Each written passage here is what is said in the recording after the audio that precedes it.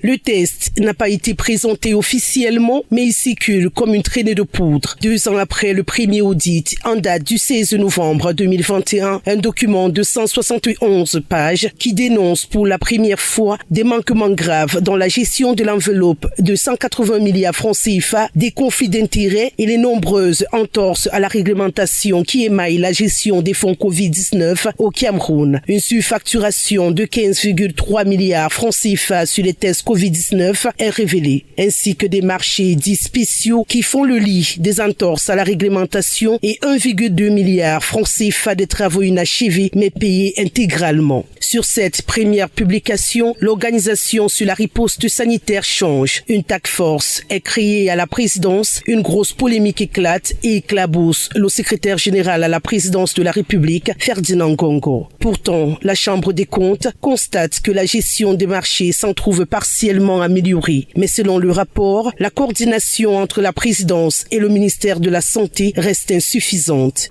Ensuite, l'on apprend du deuxième rapport de la juridiction financière qu'une enveloppe de 76,87 milliards francs CFA a été mise à la disposition de 20 départements ministériels, parmi lesquels le MINAT et le MINADER. Seules 4 administrations peuvent à ce jour justifier de l'utilisation des fonds pour un montant total de 8,512 milliards francs CFA. Malgré plusieurs clashs entre différents ministères et une colère sans cesse croissante de l'opinion nationale, aucune arrestation des personnes citées dans le cadre de ces malversations financières n'est annoncée. Cette fois, les examens de l'exercice de 2021 de la Chambre des comptes de la Cour suprême relatif à la gestion du Fonds spécial de solidarité nationale pour la lutte contre le coronavirus et ses répercussions économiques et sociales est moins sévère. Mais la Chambre des comptes, chargée de s'assurer du bon usage de l'argent public, formule des recommandations et ouvre une procédure en matière de discipline budgétaire et financière. Selon ce dernier rapport en date, le secrétaire général à la présidence de la République, Ferdinand Ngongo, n'est pas épinglé. Une annonce qui vient taire la polémique qui secoue depuis longtemps les réseaux sociaux.